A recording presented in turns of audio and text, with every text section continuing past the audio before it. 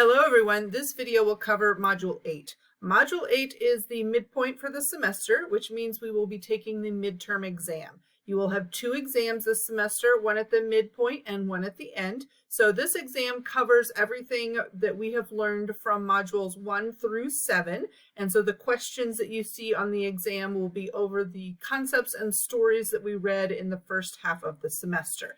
The other option that you have for this unit is to take the midpoint survey. So I'll show you what it looks like here. The other thing that we're doing is starting to think about our second project for the semester, which is the research project. And so I've got the criteria here, and you're going to submit what's called a topic proposal. So the first thing you'll do is, actually doesn't matter what order you go in, but the first assignment listed here is the Module 8 test. It is an exam.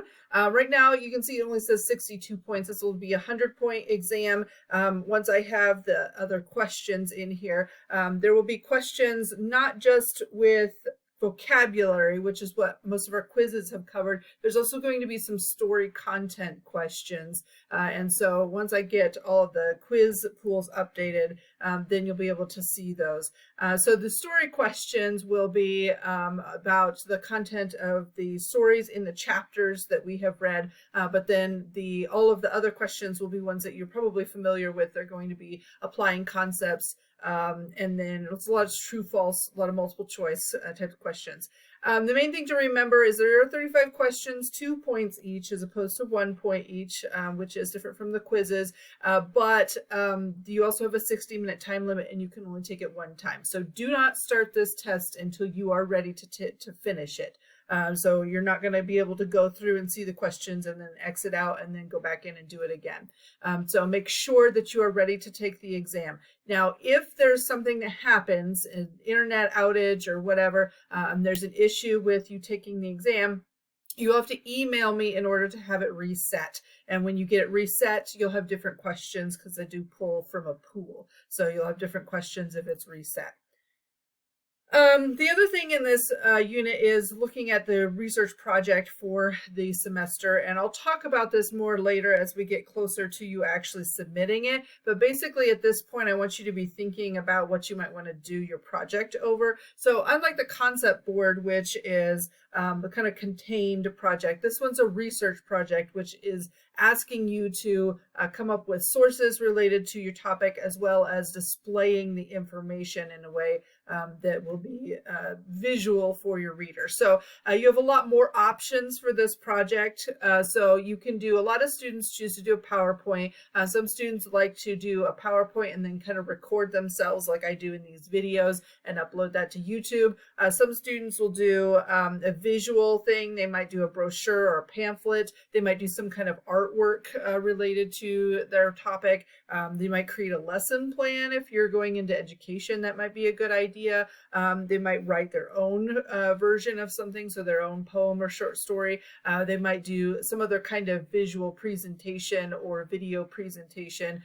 There's a lot of different options here. Obviously, creativity is a huge part of this assignment, but also being able to do some research on your topic, finding different ideas out there related to literature, but also to specifically to fiction, short stories, that kind of thing.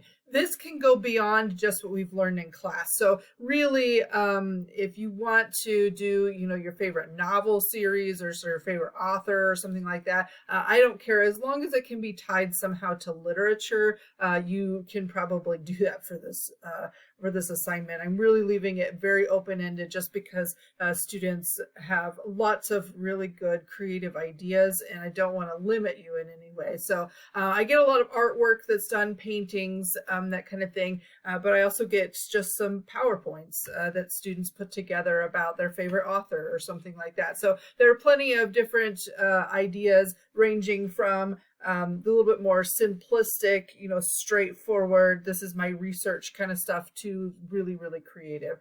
So you've got lots of options here. And then, so the assignment that you're doing in this module, so the project itself is not due until like module 14 or something. So we have plenty of time for you to be working on this for weeks, or at least thinking about working on it for weeks.